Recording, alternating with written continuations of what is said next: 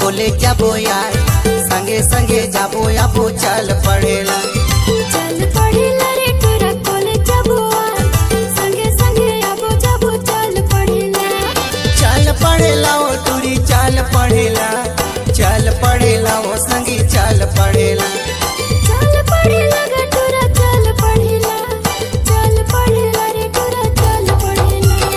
चल पढ़ेला ओ टूरी कॉलेज जाबो यार, संगे संगे जाबो आबो चल पढ़ेला। चल पढ़ेला रे टोरा कॉलेज जाबो यार, संगे संगे जाबो आबो चल पढ़ेला।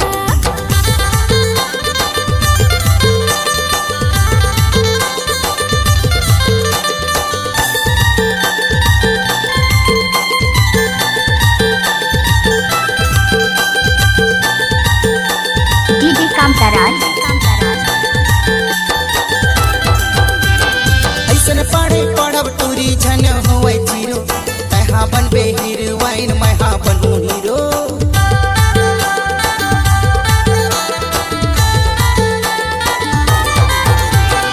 ऐसन पढ़े पढ़ब तोरा नहीं होए जीरो, मैं हर बनू हीरोइन तहर बनबे हीरो, मैं हर बनू हीरोइन तहर बनबे हीरो। चल पढ़ेला ओ टूरी कॉलेज जाबो यार, संगे संगे जाबो आबो चल पढ़ेला। चल पढ़ेला रे टोरा कॉलेज जाबो यार, संगे संगे जाबो आबो चल पढ़ेला।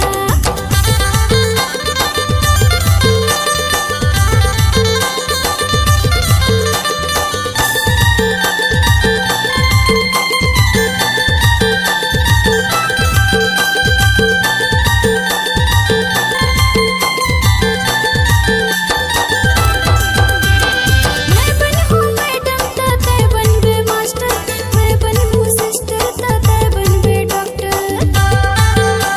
डीजे कामताराज मातो तै बनबे मैडम ता मैं बनहूँ मास्टर, तै बनबे सिस्टर ता मैं बनहूँ डॉक्टर, तै बनबे सिस्टर ता मैं बनहूँ डॉक्टर। चल पढ़ेला रे टोरा कॉलेज जाबो यार, संगे संगे जाबो आबो चल पढ़ेला। चल पढ़ेला ओ टूरी कॉलेज जाबो यार, संगे संगे जाबो आबो चल पढ़ेला।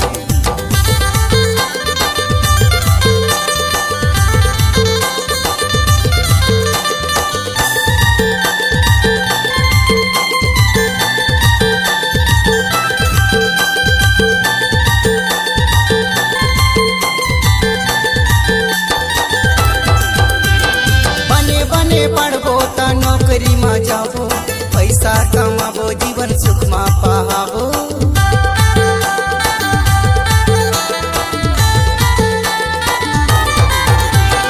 बने बने पढ़बो त नौकरी ला पाबो, पैसा कमाबो जीवन सुख में बिताबो, पैसा कमाबो जीवन सुख में बिताबो।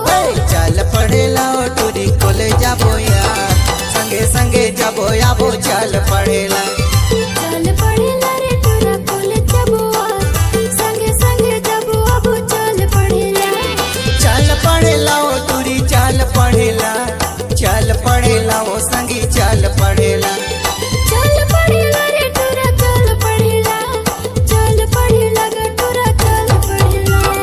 चल पढ़ेला ओ टूरी कॉलेज जाबो यार, संगे संगे जाबो आबो चल पढ़ेला। चल पढ़ेला ओ टूरी कॉलेज जाबो यार, संगे संगे जाबो आबो चल पढ़ेला। चल पढ़ेला ओ टूरी कॉलेज जाबो यार, डीजे कामताराज मातो ग्राम दुर्मनिया के रहने वाले